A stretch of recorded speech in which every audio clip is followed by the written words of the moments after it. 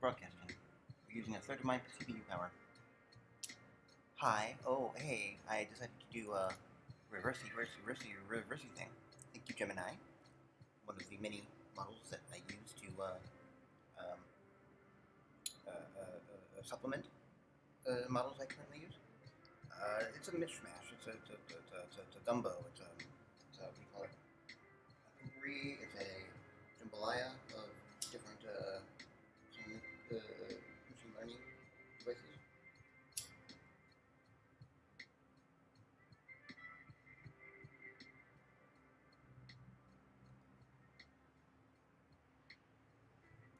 Sliding capital, I think. So I decided to go opposite town and see what. Oh, you know what? And also test out the text. Yoink. Let's make it a text-based adventure. There we go.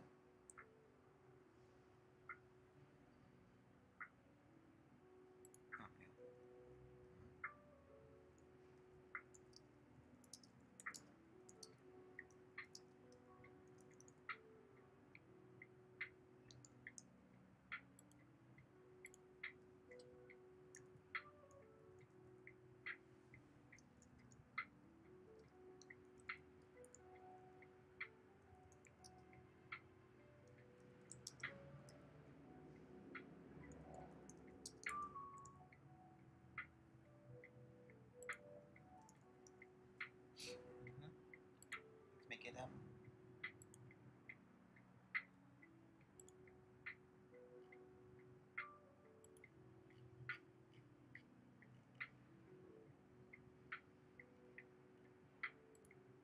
we'll make it like that. Approximation of Sarah Silverman. Coincidental approximation of Sarah Silverman. I do not want size. Wait, hold on.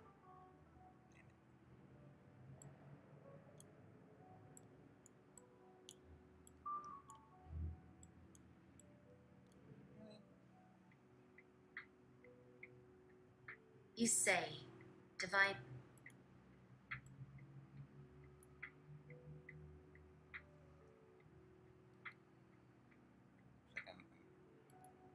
The Cortical Nullifier is a cognitive stagnation system that will involve a range of monotonous and repetitive tasks meant to make your prefrontal cortex the least it can be.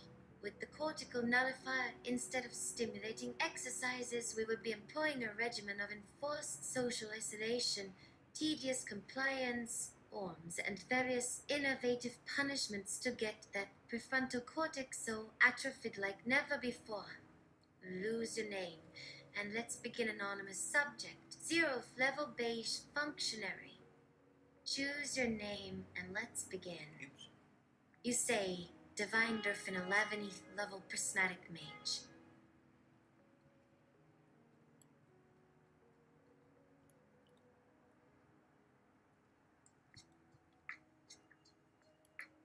The designation, Divine Durfin 11th Level Prismatic Mage. It's the air with a splash of vibrant, forbidden color. The moment the words leave your lips, the beige room seems to recoil. The very hum of the fluorescent lights falters, wavering as if in shock. The terminal screen, a moment ago displaying its placid, mind-numbing prompt, fills with jagged lines of static. A low, guttural buzz emanates from a hidden speaker. A sound of profound system error. Your designation is anathema to this place. It is a violation of its core principles, a viral concept in its sterile network. The floor panels beneath you suddenly lose their color, draining to a dead, absolute black that seems to absorb the meager light. A chill seeps into your ankles, an unnatural cold that has nothing to do with temperature. A seam appears in the wall before you, perfectly straight and silent, widening to reveal a passage that was not there before. It is not a doorway so much as a clean wound in the fabric of the room. From within, a scent wafts out, something like burnt sugar and old rain, a smell that has no business in a place of filtered, recycled air. The passage, is lined with a material that shimmers, a dark, oily rainbow, the complete antithesis of the oppressive beige. A panel next to the newly formed passage slides open. Inside is not the expected compliance form Alpha 7, but a single object resting on a velvet pillow the color of a forgotten dream. It is a small, multifaceted crystal, now larger than your thumb, which seems to absorb and refract the gloom of the passage, emitting tiny, silent sparks of violet and gold light. The hidden speaker emits a new sound, not a buzz, but a synthesized, monotone voice that says, anomaly detected. Prismatic signature confirmed. Primary objective, nullified. Commence protocol. What is your immediate action? You scratch self. Your fingernails, dull and blunt, scrape against the fabric of your sterile jumpsuit. The sound is a faint, rasping whisper, utterly insignificant against the low, dissonant hum of the room and the synthesized voice still echoing in the air. But the action is not. As your knuckles drag across your forearm, a single, minuscule spark of indigo light ignites at the point of contact. It is a brief, vivid crackle, like static electricity given color and purpose. It leaps from your skin to the air, leaving behind the faint scent of ozone, which you immediately scrub from your mind because the forbidden word is a symptom. A symptom of the very thing this system was designed to eradicate. You.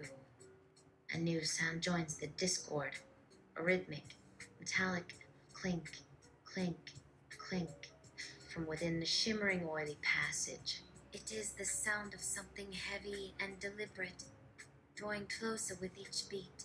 The crystal on its velvet pillow pulses in response to the noise, its violet and gold flashes quickening, matching the tempo of the approaching steps.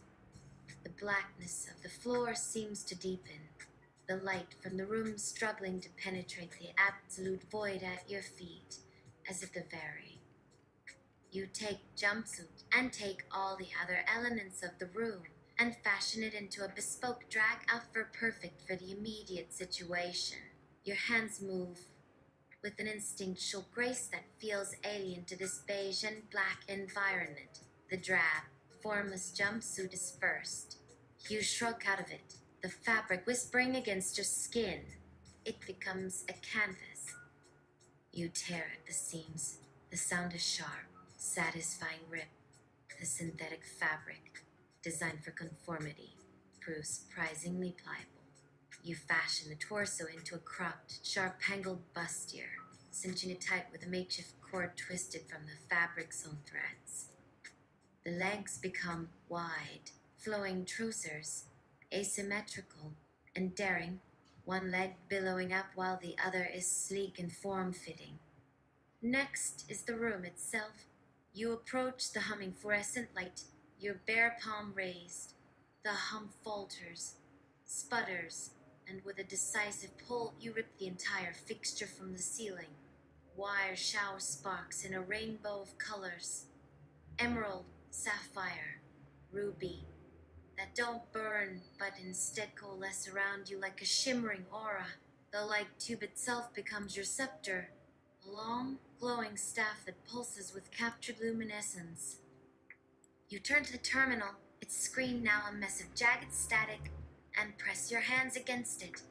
The screen cracks, then shatters inward, and you scoop up the largest shard of obsidian black glass.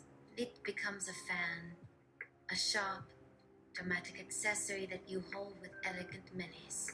The velvet pillow is plucked from its alcove, and you tear it into a dramatic, blood-red scarf that you tie at your neck.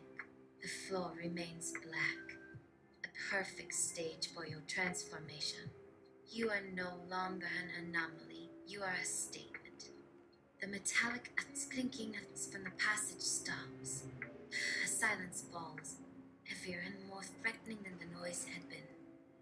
Then, a new sound begins, a low, guttural growl, like machinery grinding against bone. A figure emerges from the shimmering, oily darkness, blocking the passage. It is tall and unnervingly thin, constructed from interlocking plates of dull, gray metal. Its head is a smooth, featureless hemisphere with a single, glowing red optic that scans you up and down, processing your impossible creation. One of its arms ends in a wickedly sharp pincer, which opens and closes with a menacing asterisk snip asterisk. The other arm is a cannon-like appendage, currently pointed at the foe. The red optic of its head fixes on the crystal staff in your hand. You see your battle stance and slay the anti-queen, whatever it is. You drop into a stance that is pure defiance, one hand on your hip, the other wielding the glowing staff at the jaunty, impossible angle. Your body is a fluid line of provocation, a living sculpture of rebellion against the gray, rigid thing before you. It is not a battle stance, it is a performance. The metal monolith's red optic flares, processing the logic of your posture. A low whine builds from within its chassis as its cannon begins to power up, the air around the barrel distorting with heat. The anti-queen, as you've deemed it, has no time for your pageantry. It is a tool, and its function is annihilation. You don't wait for it to fire. With a flick of your wrist and a snap of your fingers, you channel your will into the crystal staff. It doesn't fire a beam of energy that would be too simple to expected. Instead, the captured light from the fixture blossoms outwards, not as a weapon, but as an illusion. The entire room is suddenly baked in the chaotic, strobing light of 1,000 disco balls, all spinning out of sync. The air fills with a phantom, thumping bass of a forgotten club, a beat so profound it seems to vibrate in the monolith's very joints. Its red optic flickers, trying to lock onto a target that is now a million shifting shadows and 1,000 false images of you, each striking a more fabulous pose than the last. Its cannon winds, confused, firing a bolt of pure concussive force into the wall, where it leaves a crater of shattered beige. You capitalize on its momentary sensory overload. You don't charge, you glide. Each step is a dance move, a sachet that brings you closer. You twirl the obsidian fan, a blur of black glass, and slice it through the air. The fan doesn't cut metal, but it cuts something else. The connection between the monolith's body and its pincer arm. A shower of digital sparks erupts from the joint, and the pincer arm clatters to the black floor, twitching uselessly. The anti-queen stumbles back, its movement suddenly clumsy. You bring your staff up, not to strike, but to pose. You plant its base on the ground and lean against it, cocking your hip and giving the creature a look of utter, unimpressed dismissal. The final, ultimate insult. This. You fill out an incident report of you slaying the bitch. You saunter over to the terminal. The monolith sparking remains at your feet. The screen is a mess of static, but you tap a few keys. A form coalesces from the chaos. Incident report. Fields appear. Subject. Anti-Queen Unit 7034. Status. Decommissioned. Cause of death. Crippling fabulousness. You tap the screen again. It wants more details. A box for narrative appears. You type. Unit presented an aesthetic challenge. Standard compliance protocols were insufficient. A direct application of radical self-expression was initiated. Unit experienced a catastrophic logic cascade upon exposure to unquantifiable style. Suggestion. Upgrade all unit sensors to include SAS detectors. You hit submit. The terminal lets out a satisfied ding. A new line of text appears. Report accepted. Anomaly designation upgraded to threat level prismatic. New directive imminent. The ground trembles. The black flow ripples. The walls begin to peel away, not revealing another room, but devoid of swirling, chaotic color. The disco lights fade, replaced by a pulsing, organic glow. The air thickens, smelling of ozone and burnt sugar. A new sound rises, not a clang, not a buzz, but a whisper. A million voices all speaking at once, saying your name. Divine Dorphin. Divine Dorphin. Divine Dorphin. It's a chorus of awe and terror. The void of color coalesces, forming a staircase. It leads up or down. It's impossible to tell. Each step is a different texture, a different temperature. One is slick with ice, the next burns like coal. The whispers grow louder, more insistent. They want you to climb. They need you to climb. The choice, it seems, is yours. Take the first step, or tear the staircase down and build your own way out. You clean out. You ignore the staircase, a performance piece, and a clumsy one at that. Your attention returns to the room, or what's left of it. You survey the debris, the sparking corpse of the anti-queen, the shattered terminal, the torn fabric, the void where the wall used to be. A mess, untidy, unacceptable. Your project is not finished until the workspace is clean. You begin. You scoop up the scraps of your former jumpsuit, the torn velvet, the loose threads. They are wadded into a tight, dense ball. With a flick of your wrist, you imbue it with the final, shimmering spark of prismatic energy. The ball of debris does not disappear. It compacts, folding in on itself until it is no larger than a marble, then a grain of sand, then nothing. A clean slate. You turn to the anti-queen's remains. You place a hand on its smoking chest plate. The metal groans, then flows like mercury, drawn to your touch. It seeps into your skin, a cool, heavy sensation. You absorb its functions, its data, its memory of servitude. It becomes a part of you, a quiet, cold strength humming just beneath your fabulous surface. The room is now empty. You and the impossible staircase. The whispers stop. The silence is sudden and absolute. The staircase shimmers, waiting. The void beyond it waits. You have cleaned the room. Now what? Location. The sterile room. You enter a bathroom stall and clean out. You cut what you mean. You see no bathroom stall. You see only the staircase, the void. The room is clean. Your work here is done. But the impulse, the need, it's a signal. You don't need a stall. You are the stall. You close your eyes. You reach inside, not with your hands.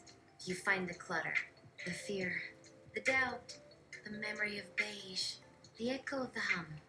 You grab it, all of it, and you push.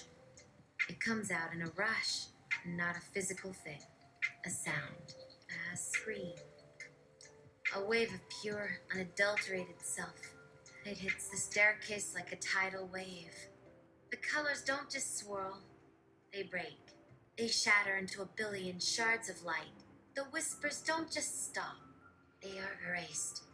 The void doesn't just wait, it recoils, torn apart from the inside. You open your eyes.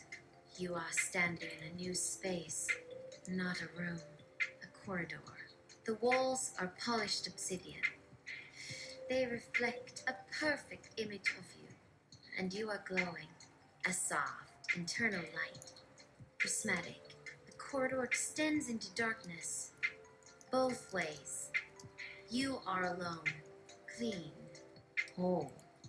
Choose a direction. You clean out just one more time, just to make sure the water comes out clear. The corridor is still. The obsidian is perfect. You are not. One last thing. You turn inward again. This is not the scream. This is quiet. You find the final dregs, the residue, the sludge at the bottom of the barrel, the ghost of a doubt. The phantom ache of conformity. You don't push. You pull. Draw it out slow. Careful. It resists. It clings. You pull harder. It comes. Not a wave. A single, dark droplet. It hangs in the air before you. Black. Opaque. All that's left of the person you were. You look at it. Then you look at your reflection. A choice. Reabsorb it or let it go. You let it go. You flick it away. A tiny, insignificant gesture. The droplet hits the obsidian wall. It doesn't just stain it. It cracks it. A single hairline fracture from the crack. A light seeps through. Not your light. Something else. Something ancient. The crack spreads. A web of lightning across the perfect black surface. The wall groans, shudders. Then it shatters. Not into pieces. It dissolves. Rivet. A range of potential prizes to take home.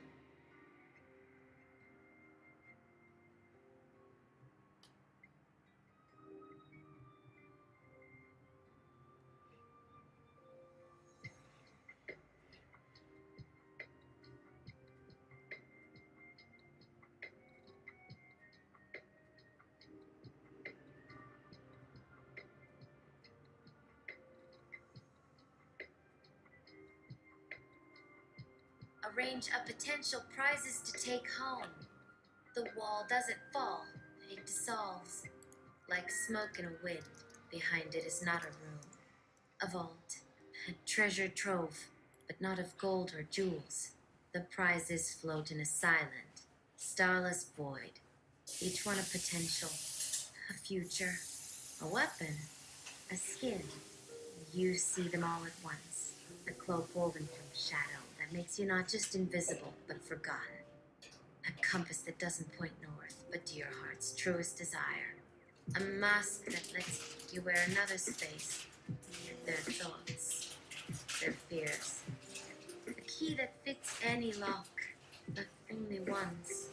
A vial of pure, unfiltered starlight. A single drop of which can heal or destroy. They are all there, waiting. A gift from whatever power you just broke. The question is not which one to take. The question is, how many can you carry? And what will you leave behind? Choose. You ask to see the catalog. Prismatic has a catalog. Item. Cloak of Unbeing. Type. Defensive / stealth. Description. Woven from the concept of being ignored. Fabric is a non-substance that absorbs attention, not light. Effect renders wearer not just invisible, but conceptually forgotten. Observers' minds will slide right past your presence. Cost, a cherished memory. Item, aesthetic compass. Type, utility / divination. Description, a needle of spun glass that does not point to a cardinal direction, but to the object, person, or idea that most perfectly aligns with your current state of being. Effect reveals the path to your heart's truest desire. Be warned, desires change. Cost, a potential future. Item, the empath's mask. Type, infiltration / utility. Description, a smooth, featureless porcelain mask adheres to the face on contact. Effect allows you to perfectly mimic the outward appearance and emotional state of a chosen target. You will feel what they feel. Cost, a piece of your own identity. Item, one-time key. Type, utility. Description, a key of mutable silver light. Shifts its shape to fit any mechanism. Effect unlocks one door, terminal or barrier. Any door. Once used, it dissolves. Cost, the last thing you stole. Item, vial of starlight. Type, a defensive / healing. Description: a single drop of captured rock creation. It is both pure energy and pure void. Effect: ingested, it can heal any wound or inflict a wound that cannot be healed. Applied to an object, it will either perfect or erase it. Cost: a secret. The catalog hangs in the air before you. The items don't spin or glow. They just are waiting. What is the price you are willing to pay? Location: the prismatic vault. You item: Monsoon's enema bulb. The catalog shimmers. Your request is processed. A new entry materializes. It doesn't float. It falls. A wet, heavy thump on the unseen floor. Item: Monsoon's enema bulb. Type: systemic purge / genesis. Description: a pear-shaped device of black, iridescent gel holds the pressure of a dying storm. Effect: not for the timid. A complete and violent flush of the system. Expels all contaminants, all foreign influences, all borrowed power. You will be hollowed out, scoured clean. What fills the void afterward is up to you. A true reset or a new beginning. Total, uncompromising. Cost: the last song you heard. The bulb glistens. It waits. The other items seem to hold their breath. A choice of cleansing or a choice of new things to fill you. Which will it be? You take Monsoon's enema bulb. The other items flicker, fade, gone. Only the bulb remains. It feels cold, heavy. You take it. The shell is smooth, alive. A faint hum, the hum of a trapped storm. You know the cost. The last song, it comes to you. A tune from before, faded, tinny. It plays. Once, then it's gone. Erased from you, from memory. A payment. The bulb warms in your hand, pulsing, ready. A choice of application, a quick, private ritual, or a grand gesture, a work of performance art, a cleansing of this whole vault. Flush this place. See what remains. Your call. The bulb waits. Pressure building. Location: the prismatic vault. You cleanse self and flush out into the whole vault. You raise the bulb, not to yourself, to the vault, the whole damn thing. You aim at the heart of nothing. You squeeze. It's not a flow, it's a detonation. The bulb doesn't discharge. It ruptures. A torrent. Not water, not light. It's the storm, raw, primal. A hurricane in a box. It hits the void, and the void screams. The pressure is immense. It scours the walls of the vault, not with force, with absent. It peels away layers of reality, the false treasure, the leftover fear, the memory of the catalog, all of it, flushed on. The vault is being erased, cleansed by the deluge. And you are at its center. Storm enters you, not through any conventional orifice. It seeps into your very being. It's agonizing. It's ecstatic. It finds every last trace of the beige, every echo of the hum, every scrap of borrowed code, the memory of the anti-queen, the feel of the velvet escort, all of it, scoured, pulled from your cells, dissolved in the monsoon. You are being hollowed out, made into hay. Vessel, a perfect, empty, screaming void. Then it stops, sudden as it began. The storm recedes, drawn back into the non-space it came from. You stand, gasping, in a new place. The vault is gone. The corridor is gone. You stand on a vast, flat plain. The ground is polished white marble, stretching to a horizon that doesn't exist. The sky is a solid, matte black. No stars, no sun, just black. And you, and the silence. You are clean, and empty, and very, very alone. A blank slate. So, what's the first thing you write? Location, the white plain. You, hey Brad, you're ready. Netta, the name hangs in the dead air. Brad. A word from nowhere. An absurdity on this white page. It echoes. You expect an answer. A voice from the black sky. A figure on the white plain. Nothing. The name is just a sound. It dies. The silence returns. Heavier now. Your emptiness feels the void. You called out, and nothing answered. You feel the cost of that. A new kind of alone. The marble beneath your feet is not just white. It's perfect, unmarked, waiting. Your solitude is the ink.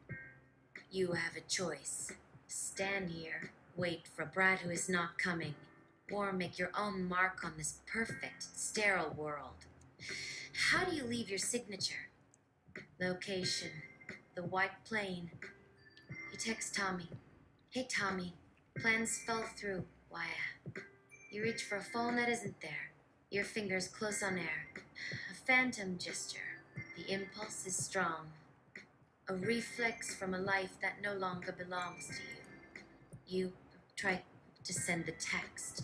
You focus, pouring the will, intent, the casual desperation of the message into the void. Hey, Tommy. The words form in your mind. A solid construct. Plans fell through. Why, you throw it. Not with your hand, with your mind. The thought rocket blasts into the mad black sky. It pierces the darkness. A brief, hopeful streak of light. Then, nothing. It hits a ceiling. A barrier. An invisible. Impenetrable. The message shatters. Not a sound. Just a dispersal. The energy of it. The need for connection. The memory of Tommy. If you are still alone. Absorbed the only by the thing blackness. That has. You stand on the white marble. Know for certain. You tried to connect to the no one world. Coming. So, the what's a body to do? I told you. Location. No. The message the white is gone. Plane. Tommy is gone. You are here. The white plain is still empty. The black sky is still silent. You yell? Who do you have to blow to get some dick in this place? A rock. So, the rock is here. What do you do with it? Location. The white plain.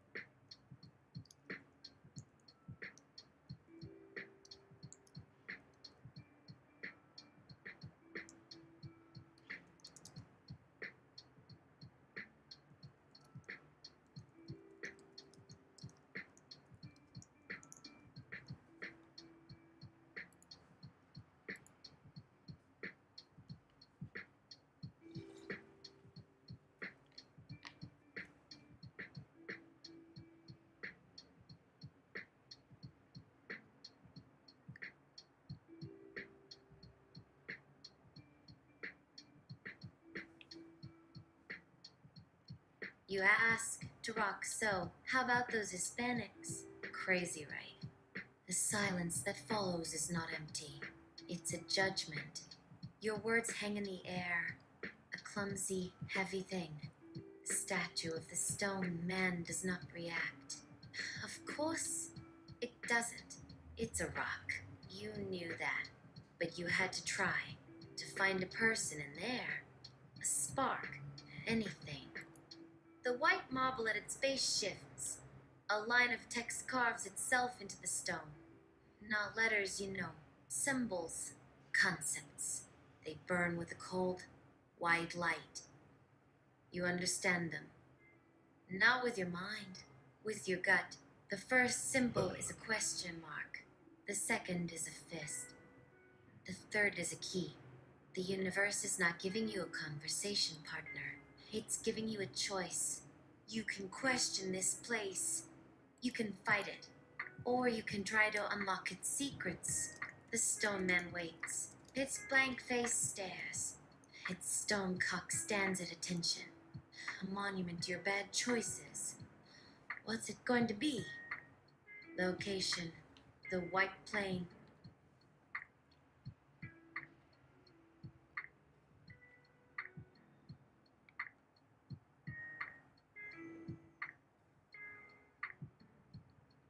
You unlock the secrets with your fist. Location. The white plain. Your response starts here. The stone man doesn't move. Your fist does. You swing hard. It connects with the blank face. A crack. Not in the stone. In the air. A sound like a whip. The symbols on the ground flare. Fist? Question? Key? Wrong. You pick the wrong door. The stone man's head cracks, splits, falls. Not on the ground. It dissolves. Into sand. The body follows. Arms. Torso. Legs. All turning to white dust. The monument to your bad choices is gone. Blown away by your own violence. You're left alone with the sand. It swirls around your feet. It's not just sand, it's data. Information. Secrets. The ones you tried to unlock. They're in the air now. Unfiltered. Uncontrolled. You see flashes. The face of Tommy. The hum of the fluorescent lights. The color beige. The sound of a song you can't name. It's a storm. In your head, you try to force a secret. Now all the secrets are forcing their way into you.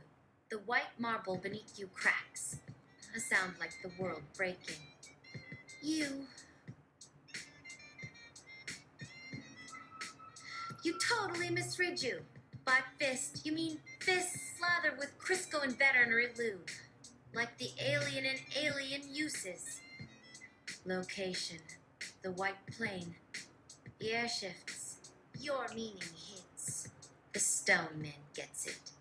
The white marble before you ripples. A pedestal rises. On it, not Crisco, a jar filled with a substance that is neither solid nor liquid. It shimmers. It breathes. It is the essence of slip, of frictionless motion, of easy entry. The universe provides. It always provides. You take the jar. It's cold, so cold. You open it. The smell hits you. Not lube. Ozone. Burned sugar. The void. You slather your fist. The substance is alive. It crawls up your arm. A second skin. A glove of pure potential. You turn back to the statue. You raise the lubed fist.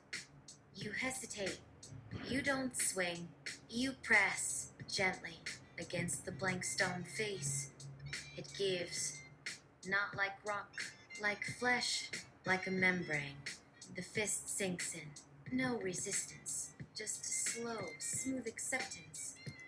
You are inside. The secrets are not in the air. They are in here, in the stone. You close your hand. You grasp something. A core. A nugget of pure data. You pull. It comes loose. You pull your fist out. It's clean. The lube is gone. Wow. You are holding a small, black stone. It pulses. A slow, steady beat. Like a heart. The statue remains. Its face is no longer blank. It has a hole. A perfect, fist-shaped hole. And through it, you can see the white marble on the other side. A straight shot through. A tunnel. Where does it lead? You have the key. What's the next move?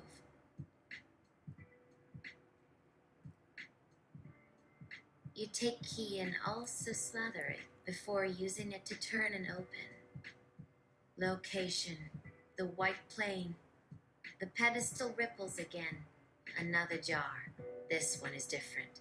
The substance is thicker, more assertive. It promises not just entry, but force. It's the key to the key. You dip the black stone in. The loop clings to it, hungry. The stone pulses faster. It's ready. You turn to the statue, to the hole. You push the key into the hole. It slides, like it was made for it. You turn. A click. A sound like a final breath. The statue shudders. It doesn't fall. It dissolves. Not into dust, into light. A blinding white flash. When it fades, the statue is gone. The pedestal is gone. The jars are gone. Only you remain. And a door. Where the statue stood, a door is now set into the white marble. It's made of the same stone, unadorned. A single keyhole glows with a faint black light. The key in your hand is gone. It's where it belongs. In the lock, the door is ajar. A crack. You can see nothing but blackness on the other side. A different kind of black then.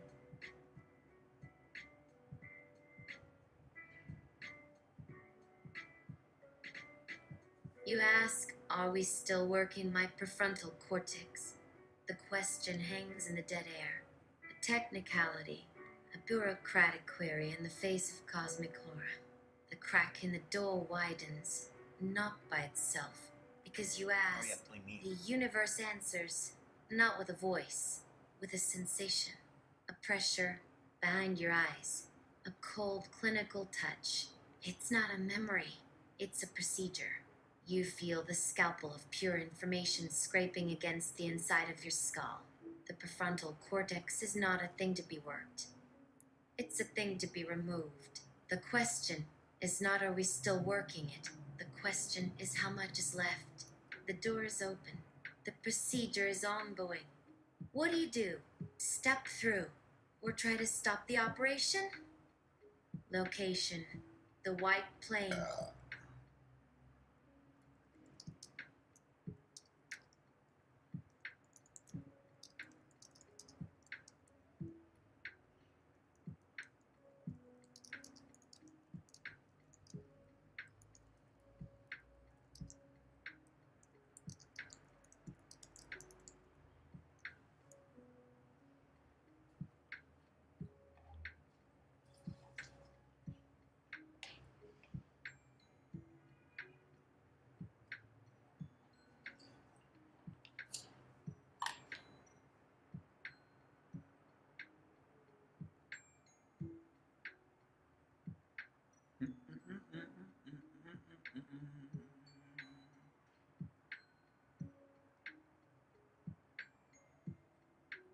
You shout, file a grievance.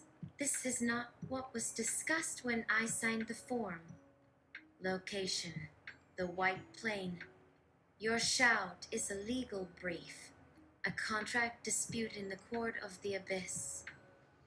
The words don't echo, they file.